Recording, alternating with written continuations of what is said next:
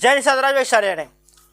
आज वाली इस वीडियो में हम लोग बेहद ही महत्वपूर्ण मुद्दे पर बात करने वाले हैं। इस वीडियो में मैं आप सभी को निषाद वंश के फ्यूचर की, भविष्य की राजनीतिक के बारे में आप सभी को बताऊंगा और बहुत ही अच्छे तरीके से ये भी आज इस वीडियो में मैं क्लियर कर दूंगा कि आने वाले 24 के लोकसभा चुनाव में, प्रधानमंत्री वाले चुनाव में निषाद समाज की क्या भूमिका रहने वाली है तथा निषाद समाज को कौन सी पार्टियां कितनी अहमियत देगी या फिर देगी तो क्यों देगी।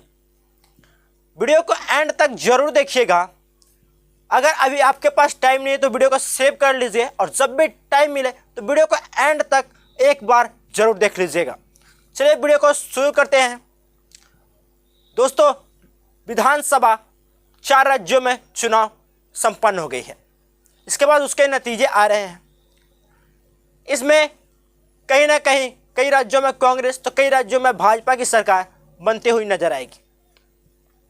इसमें से प्रमुख है छत्तीसगढ़, मध्य प्रदेश और राजस्थान और तेलंगाना। इन चारों राज्यों में निषादों की आबादी अच्छी खासी है। जहां पर छत्तीसगढ़ की बात करें तो छत्तीसगढ़ के निषाद बेहद ही ज़्यादा जागरूक और समझदार और पढ़े लिखे हैं। मध्य प्रदेश के जो निषाद हैं वो रायकवार और बाथम के नाम से जाने जाते हैं। वे भी कहीं ना कहीं सामाजिक तौर पर पढ़े लिखे और समझदार हैं। राजस्थान के कीर निषाद केवट समाज के लोग कहीं ना कहीं वहाँ पर अपनी मजबूत भूमिका दिखा दे रहे हैं और वहाँ पर ठाकुर और भील, गोंड, कोल जितने भी निषाद वंश की उपजातियाँ हैं वे सभी भी कहीं ना कहीं मजबूत संख्या में वहाँ पर पाई जाती है। और तेलंगाना में, दक्षिण भारत में पूरे निषाद वंश के लोग हैं। तेलंगाना में परावर और चेटियार कास्ट जो कि निषाद वंश की उपजातियाँ हैं वे भी कहीं ना कहीं वहाँ पर मजबूत स्थिति में है। तो इन चारों राज्यों में चुनाव के बाद, नतीजों के बाद जिसकी भी सरकार बनेगी, निषाद वंश के नेताओं को अहमियत जरूर मिलेगी। वहाँ पर हमारे एमएलए जीतकर ज़्यादा से ज़्यादा संख्या में आएंगे और मंत्री भी बनेंगे। अब बात आ रही है इस 4 राज्यों के चुनाव के बाद सबसे ज़्यादा फोकस और सबसे ज़्यादा सरगर्मी बढ़ेगी तो लोकसभा चुनाव के लिए, प्रधानमंत्री के चुनाव के लिए। दोस्तों, जहाँ पर भारत में अभी के समय में इंडिया गठबंधन तो दूसरे तरफ एनडीए गठबंधन। उत्तर प्रदेश सरकार की माने तो एनडीए गठबंधन में निषाद पार्टी है। बिहार की बात माने तो जो बिहार में निषादों की पार्टी है, वीआईपी पार्टी, वो किसी भी गठबंधन में नहीं है, ना ही कि इंडिया गठबंधन में, ना ही कि एनडीए गठबंधन में। तो बिहार की राजनीति से वो स्वतंत्र है, यूपी की राजनीति से वो एनडीए के साथ है। निषादों का जो अभी 2 पॉलिटिकल पार्टी है उसके हिसाब से हम लोग लोकसभा चुनाव में अपनी राजनीतिक भागीदारी अगर सोचे और माने तो कहीं ना कहीं किंग मेकर बनने की भूमिका में निषाद समाज के पार्टियां आ सकती है। अभी निषादों की पार्टियां बनने हुए तकरीबन ज़्यादा से ज़्यादा 6-7 साल हुए हैं। वीआईपी पार्टी के 5 साल हुए। उससे कुछ साल पहले से निषाद पार्टी के संस्थापक संजय निषाद जी अपनी पार्टी चला रहे हैं। ये 7-8 सालों में निषादों का चर्चा इतना ज़्यादा गर्मा गया कि बड़ी बड़ी पार्टियां उन्हें ऑफर देने लगी। और बिहार और उत्तर प्रदेश से निकलकर जब बाहर जाए तो वहाँ के भी निषाद काफ़ी ज़्यादा राजनीतिक प्रभाव रखते हैं। एक बार निषाद वंश से प्रधानमंत्री बने थे एचडी देवगौड़ा जी। वो दक्षिण भारत से संबंधित थे। वो कास्ट के राजनीतिक की वजह से तो नहीं बने थे प्रधानमंत्री, बट हाँ, निषाद वंश के इकलौते वो शख्स हैं जो कि भारत का नेतृत्व उन्होंने किया था और एक अच्छे प्रधानमंत्री के तौर पर भी उनको गिना जाता है। आने वाले लोकसभा चुनाव में निषादों की भूमिका धीरे धीरे जैसे जैसे बढ़ रही है, राजनीतिक प्रभाव जैसे जैसे बढ़ रहा है, कहीं ना कहीं जो लोकसभा की बड़ी पार्टियां हैं जैसे कि कांग्रेस और सबसे बड़ी पार्टी बीजेपी, भाजपा, भाजपा कहीं ना कहीं हिंदुत्व की बात करती है। जब वो उत्तर प्रदेश में प्रवेश करते हैं तो सबसे ज़्यादा लोकसभा की सीटें उत्तर प्रदेश में है। बिहार में भी सीटें हैं लोकसभा की अच्छी खासी।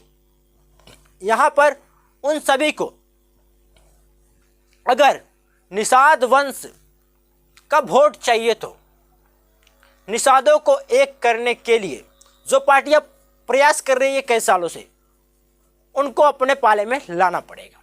क्योंकि अब निषाद इतने तो जागरूक हो गए हैं कि वे 100% नहीं तो कम से कम 90% निषाद ऐसे हैं जो कि अब दूसरे जगह वोट करना नहीं चाह रहे हैं। भले उनकी पार्टी जीते या ना जीते, वो अपनी पार्टी को वोट करना पसंद कर रहे हैं। जैसे कि पहले बहुत सारी ऐसी कास्ट रिलेटेड पार्टियां हुई, आरजेडी, उत्तर प्रदेश में सपा, एलजेपी जैसी बहुत सारी पार्टियां हुई जो कि कास्ट रिलेटेड हुई थी, और उनके वजह से उनके समाज को भी काफ़ी ज़्यादा विकसित होने में मदद मिला। तो इसी प्रकार से हमारी जो पार्टियां हैं उनको अपने पाले में करने के लिए बहुत सारी जो लोकसभा की बड़ी पार्टियां हैं वो अपने पाले में करने के लिए प्रयास करेंगी। तो इसमें भाजपा कहीं ना कहीं उत्तर प्रदेश के निषाद पार्टी को लेकर पूरे भारत में निषादों को अपने तरफ कहने का प्रयास करेगी, या फिर वो कहेंगे कि सारे निषाद हमारे साथ हैं, क्योंकि वे अभी सत्ता में भी है और वे निषाद राज के लिए और निषाद राज की संस्कृति के लिए उत्तर प्रदेश में बहुत सारे कार्य भी कर रहे हैं। और रामायण मंदिर जो राम जी की मंदिर बन रही है अयोध्या में, उसमें भी निषाद राज की भी मंदिर बन रही है। यानी बहुत सारे उनके पास ऐसे मुद्दा है जो कि वो बोलकर निषादों का वोट लेने का प्रयास करेंगे। तो दोस्तों मैं बात यही कहना चाहूँगा कि कोई भी पार्टी कितना भी निषाद समाज को ये कहे, कुछ भी कहे, कितना भी लालच देने का प्रयास करें, सभी निषाद वंश के भाइयों से यही अनुरोध रहेगा कि लोकसभा चुनाव में आप सभी को अगर किंग बनने का भी क्षमता तो नहीं है, क्योंकि अभी उतना एकजुट हम लोग नहीं हैं, पर हाँ 5-10 साल बाद इस लोकसभा चुनाव के बाद अगले लोकसभा चुनाव तक कहीं ना कहीं भारत का प्रधानमंत्री निषाद वंश से बनते हुए नजर आएगा। इस लोकसभा चुनाव में कहीं ना कहीं हम लोग किंग मेकर बन सकेंगे अगर हम लोग एकजुट हुए तो, अगर हमारी सारी उपजातियां एक छत के नीचे आकर, एक सरनेम के नीचे आकर वोट करना पसंद करें तो।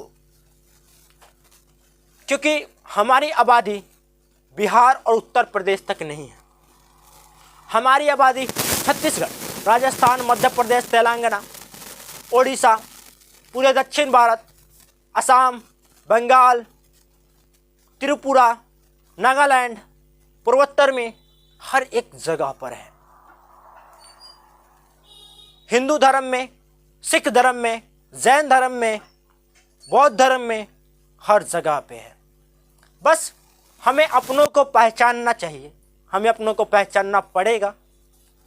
जो भी हमारे निषाद समाज के नेता हैं, जो भी हमारे निषाद समाज की पॉलिटिकल पार्टी है, जो कि जिस भी राज्य में है, उसे वहीं पर सपोर्ट करें। अगर निषाद जाति का एक, निषाद वंश की किसी भी उपजाति का एक भी प्रत्याशी एक पद पे खड़ा होता है तो वहाँ पर कोई दूसरा निषाद खड़ा ना हो, क्योंकि प्रत्याशी ज़्यादा जीतना जरूरी है, आपस में लड़कर दूसरों को जिताना जरूरी नहीं। और बिहार की राजनीति कर ले तो मुकेश सहनी जी कुछ दिनों से निषाद संकल्प यात्रा पर निकले थे, उनकी यात्रा कंप्लीट हो गई। इसके बाद वह बिहार और झारखंड और उत्तर प्रदेश, यहाँ पर वो हेलीकॉप्टर से रैली कर रहे हैं, अपना संबोधन कर रहे हैं।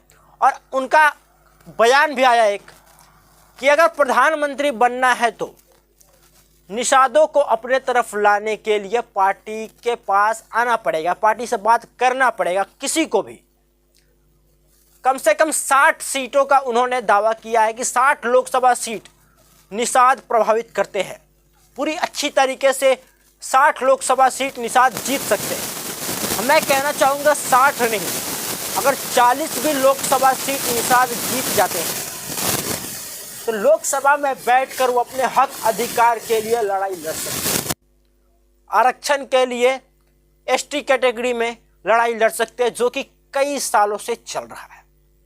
अगर आरक्षण ना भी मिले, आरक्षण ना भी चाहिए हमें, तो जो लोकसभा सीट उतने अगर हो गए तो हमारे बहुत सारे मंत्री भी देखने को मिलेंगे। धीरे धीरे अपना समाज जागरूक भी होगा और अपने समाज का विकास भी होगा।